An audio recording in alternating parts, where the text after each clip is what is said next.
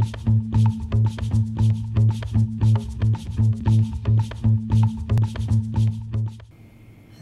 and life. I think that in our countries, and I'm talking about the developing countries, where we still have a lot of poverty and a lot of ignorance, we have to work very hard to convince people that law matters to them.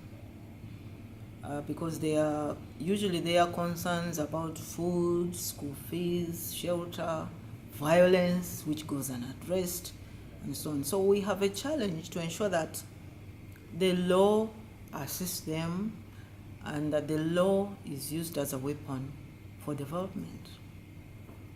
I think that's what I would say.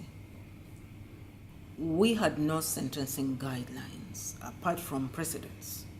So what you do is to get cases where similar offenses were committed and compare the circumstances in your case and the personal circumstances of the accused, consider the aggravating and mitigating factors, and come up with a sentence. At the beginning, I think that the tribunals were more serious about international crimes. But as time went along, I thought that we had relaxed and become complacent to these serious crimes, and in some cases the sentences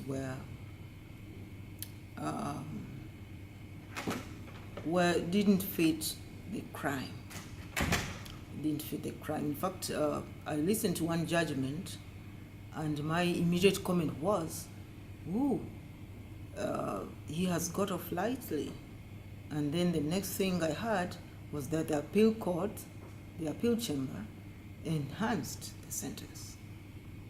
So we had those sort of issues, but also on a personal level, I grappled with one sentence. My conscience. My colleagues were telling me that given the status of this accused and the crime he has committed, normally the sentencing range is this one. But when I compared the role of that minister with other ministers, I thought that he had done pretty little.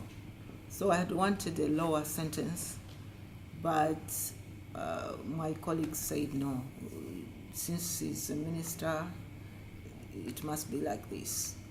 So that was a challenge to me. Always, it is a challenge always getting to a sentence that fits the crime. I found that a challenge.